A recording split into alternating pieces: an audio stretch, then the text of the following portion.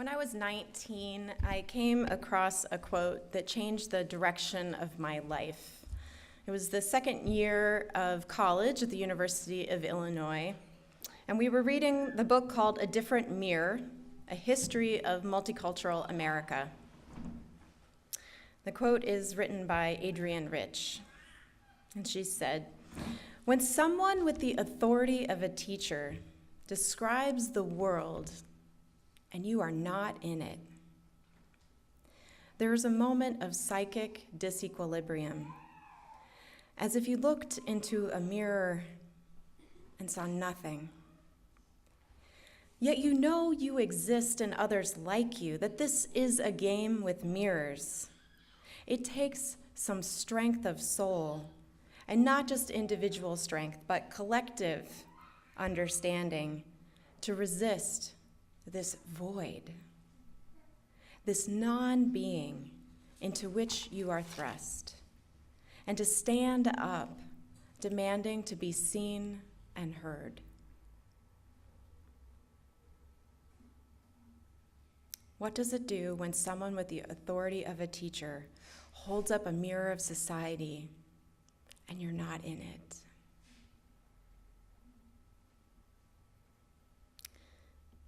This quote has devastated me and driven me on some level for the past 20 years. It affects you when you're taught that the people who look like you have been refused the right to vote, the right to get married, the right to live in this community, the right to live in this nation. It affects you when you're taught that the people who look like you are most often referred to in terms of their oppression or their victimhood, rather than their agency, their resilience, their success.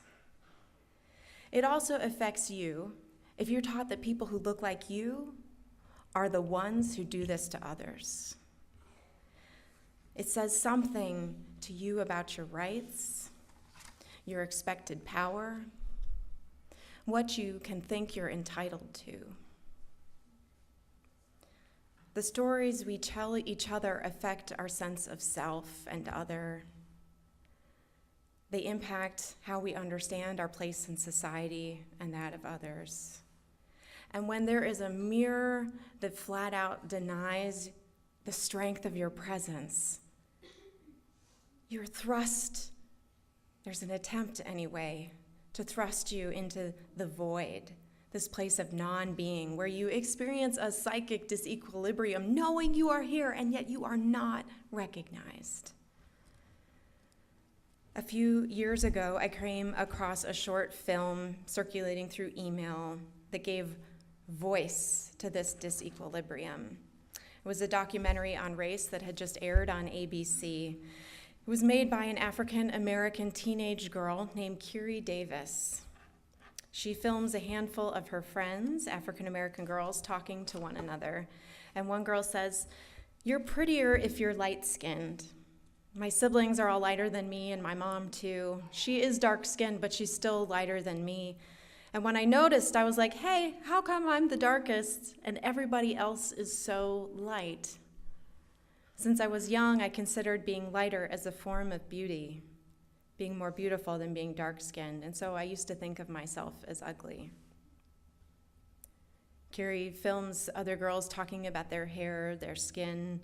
She shows a picture of herself when she was a child holding two Barbies, one black and one white, and she says, "When I was younger, I used to have a lot of dolls, but most of them were white with long straight hair, and I'd comb their hair and I would just wish that I was like that white Barbie doll."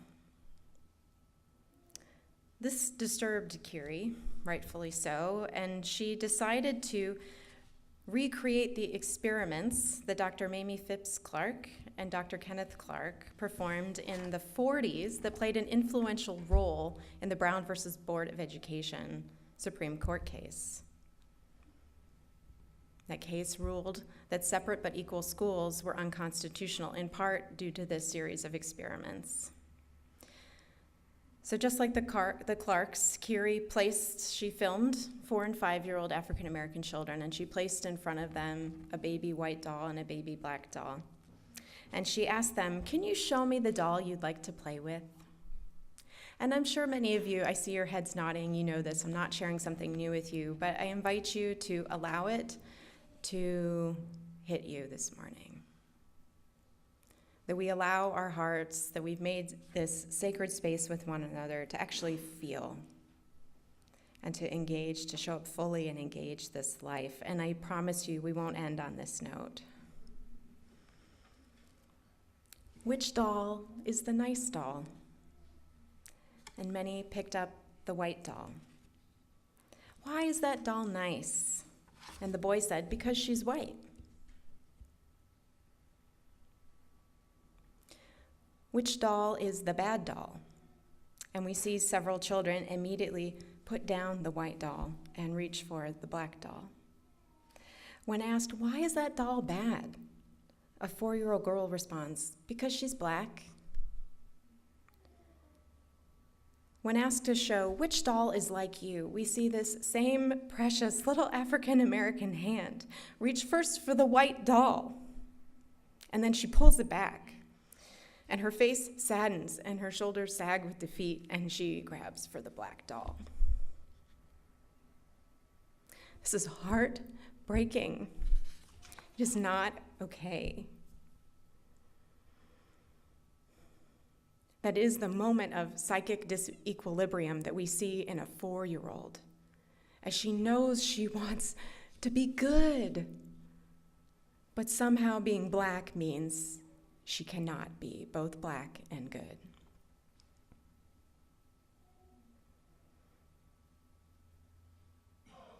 What can we learn from this pain that we feel? I want to name the place where the heartache intersects with our faith. And not only where it intersects, but where our faith actually helps point a way forward in a different way. As we feel into what it would be like to watch your child, or imagine yourself, or knowing yourself, or whatever identity you have, having that psychic disequilibrium in your own being. We can sense right away the pain that superiority of any identity hands to us. And I'm using the term superiority here, not just racism, but superiority, white superiority, intentionally. It evokes something different. We talked about this at the training. We used the word white supremacy. I'm going to use the word white superiority. Well, we talked about it in the anti-racism training last Saturday, because somehow when we use the term racism, it can have images, I know for me, that racism is a problem that people of color have. It can remove white people from the conversation. And that when we say white superiority, we put white people back in to the reality that is racism in our country. And when we see that girl pull back from the white doll, we see how that superiority causes her this pain of being. She wants to be smart and good. She wants to interact smartly with the researcher. She wants to do what is good and be a good little girl, but she can't do it. It takes some strength of soul, and not just individual strength, but collective understanding to resist this void, this non-being into which you are thrust, and to stand up, demanding to be seen and heard. Man, adults can barely do this. I can barely do this sometimes, and yet we have a society that sets up 4-year-olds to already be struggling with their inherent worth and dignity. The mirrors that we show people in society, and especially people of color, leave children with very little room to see themselves as beautiful and whole. It hurts to see a child already at that young of an age, before she's even entered our official school system. She doesn't even have a teacher showing her a mirror. She has a fun house of mirrors that is society teaching her who she is. And they get in the way of her ability to claim her birthright, her ability to access her beauty, her goodness. Because of this experiment in the 40s, Chief Justice Warren wrote in the Brown versus Board opinion, he wrote, "To separate children from others of similar age and qualifications solely based on their race generates a feeling of inferiority as to their status in community that may affect their hearts and minds in a way unlikely ever to be fully undone."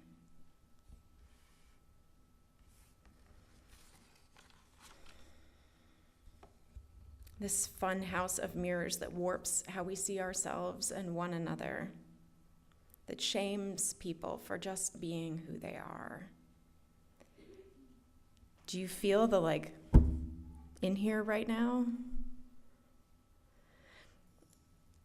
I think that's not just because of our values. I think that's because of something deeper that holds us here. I think it's our faith. And our faith is our fundamental understanding of how the universe works and how we fit into it. We have beliefs. We believe, actually, that human beings came to existence here as the result of natural processes, of the evolution of life on our planet over time. Our consciousness, our ability to make symbols and create meaning is the result of life evolving in the universe. We are an expression of the Big Bang right now. We are here because of that unfolding creativity. The earth is not here because of us, was not created necessarily for us. We believe our existence on this planet is unlikely and unexpected. We are mystified by our existence, by our capacities. We revere the workings of the universe and the human mind and heart. We have gratitude for this existence. There is grace in it. Our transcendentalist forebears in the 1800s claimed grace is the birthright of all. Our child dedications are a ritualized expression of this belief. We believe our improbable lives and the life of our planet are sacred. We are not holding out for another place to go after we die where our lives will really begin. This life, this world, is our paradise. Right here and now, this is what is sacred. Life is of ultimate concern. Life. We are concerned with our immediate and palpable connection with life moving in each other and with life moving in our planet. We are concerned then with how we engage in these places, with the natural world, with each other, how we open ourselves to allow the most life we can to come abundantly through. And so it is through these relationships that we find spiritual fulfillment. It is through these connections that we can actually work on and create fulfillment in this lifetime. That is how many of us, I won't say all, but it is a predominant contemporary theology in Unitarian Universalism. That is our understanding of the universe and how we fit in it. And that is our faith. The spark that gives rise to each of us is mysterious. What is this? How can I do that? I was watching a film about CERN and the work that they're doing, continuing still, trying to get into the smaller and smallest crevices of the universe to understand how we work. And isn't it just a miracle, the mathematicians say, that we create something like math these symbols that say something about the actual actions of the universe, and that we can convey that across culture and language to have greater understanding of what this whole thing is.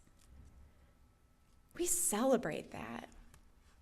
We celebrate the joy and miracle that is our lives and that exists in each other. And so when we see obstacles blocking people's ability to know their true nature, we are called on a deep level to restore wholeness. And we can do this. We can push back against this mirror and the distortions that we are handed about ourselves and one another. But it is truly hard to do that by oneself.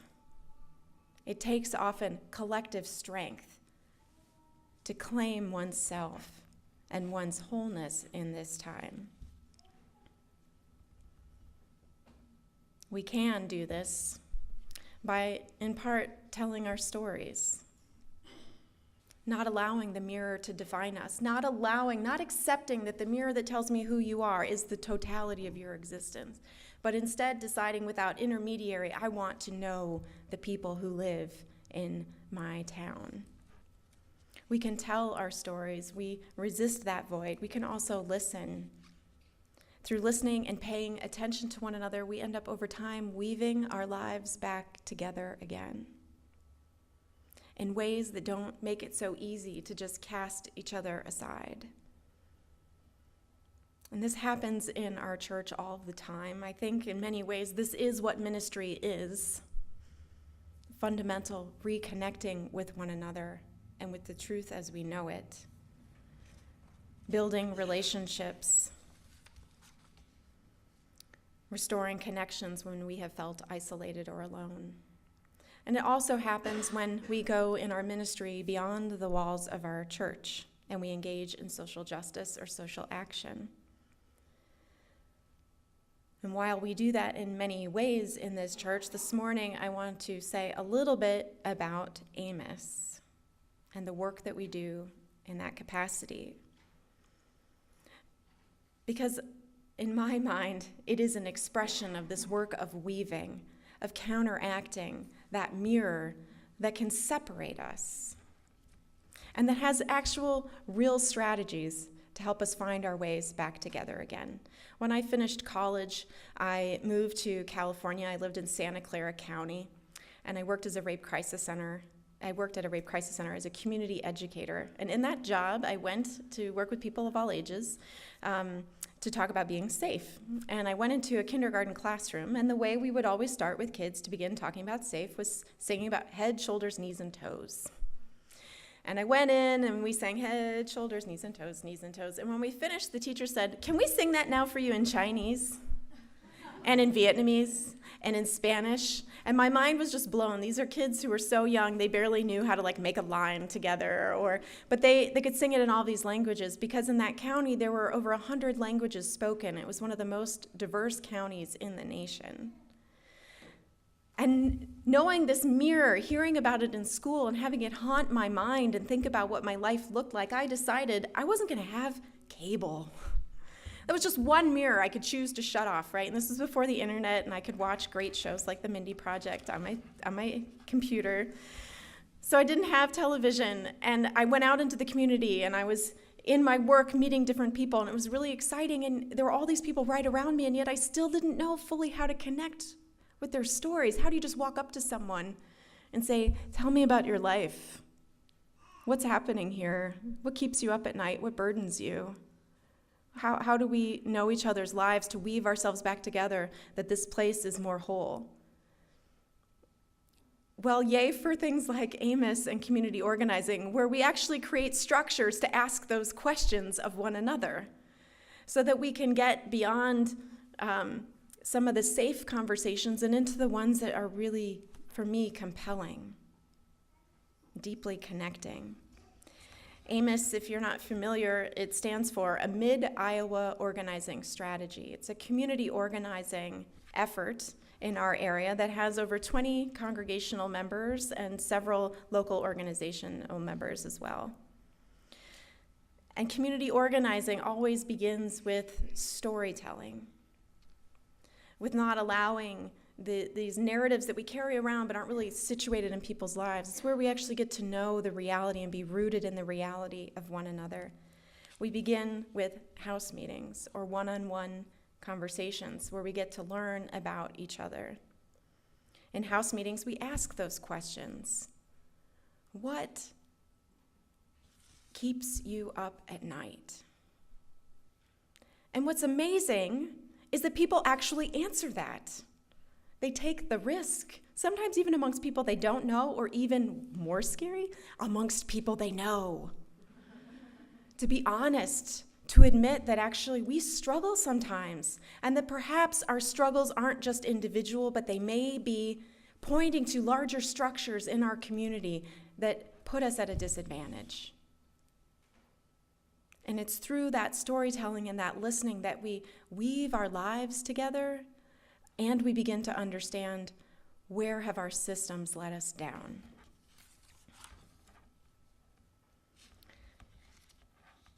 At times, we lift up the themes in our house meetings to understand what might need some work in our community, but we also lift up sometimes it's an individual's story that just points out a no-brainer for something that we could actually take action on and make a real difference.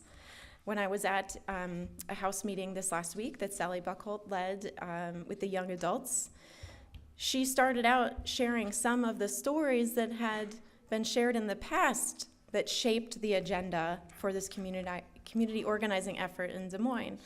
And one was of women sharing, some women who had low income, sharing when they were pregnant that they had to travel from Ames all the way into Des Moines for prenatal care. You can imagine that kind of trip on a regular basis for someone who's working a lot and doesn't have a lot of money creates undue hardship, right? People decide, well, that's something we can change. And through building those relationships, not only is there an issue that people hear about, but they know it's Sarah or Wanda.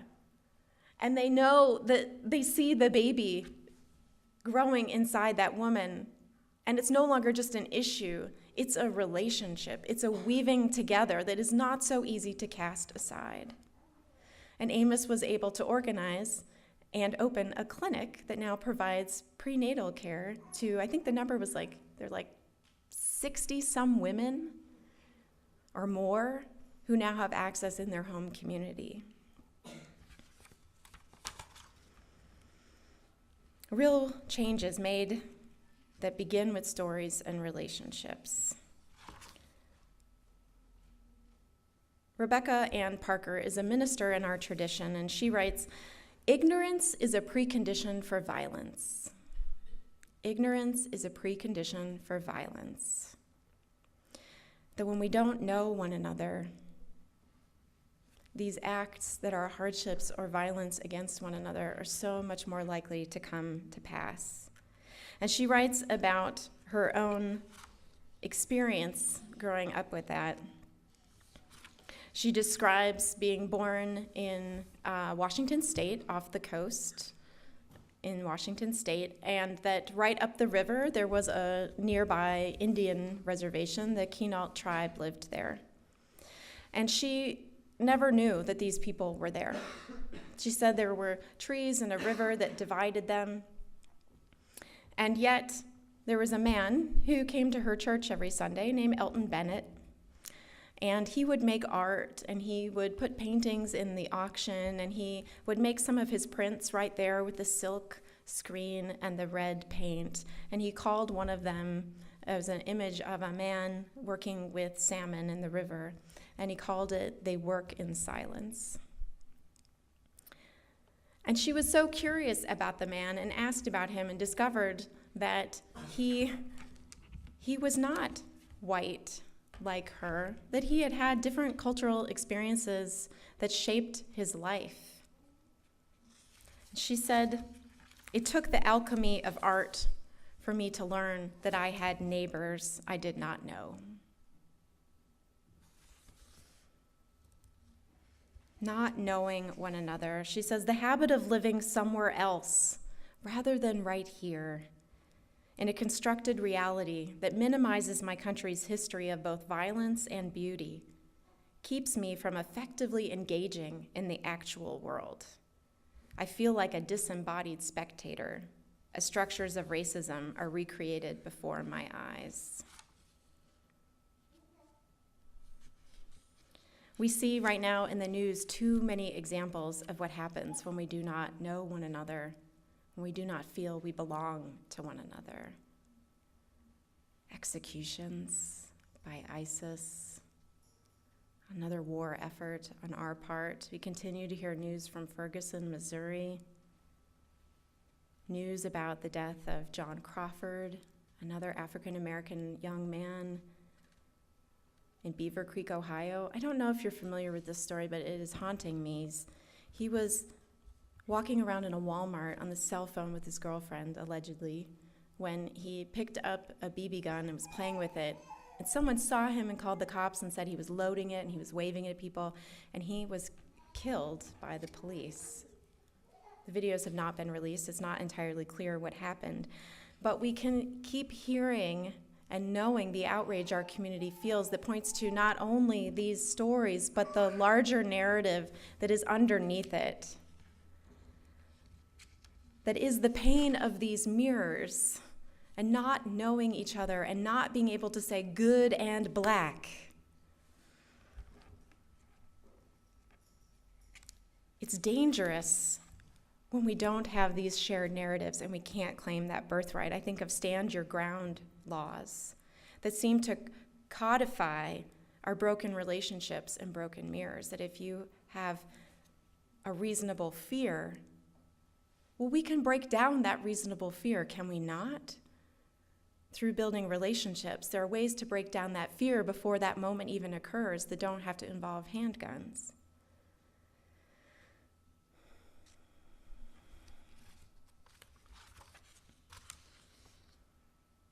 Rebecca Parker writes, by the time I came of age, many things had narrowed my awareness of the country I lived in to the point of ignorance.